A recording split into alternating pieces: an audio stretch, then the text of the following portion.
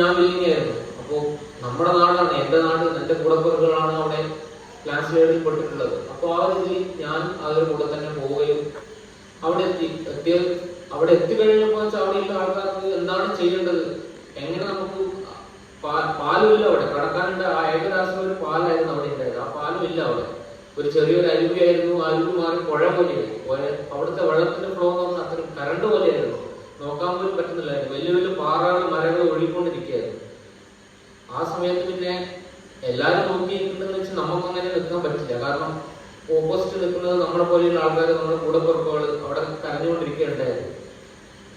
ആ സമയത്തിന് നമ്മൾ കഴിയുന്ന രീതിയിൽ റോപ്പ് വെച്ച് നമുക്ക് കിട്ടിയിട്ടുള്ള കുറച്ച് ട്രെയിനിങ് ഉണ്ട്. ആ ട്രെയിനിങ് വെച്ചിട്ട് നമ്മൾ റോപ്പ് വെച്ച് പുഴ ക്രോസ് ചെയ്യും. അവിടെ പോയി നേരത്തെ പറഞ്ഞ പോലെ തന്നെ ഒരു മസ്ജിദായിരുന്നു ഉണ്ടായിരുന്നു അവിടെ. ഫസ്റ്റ് മസ്ജിദിൽ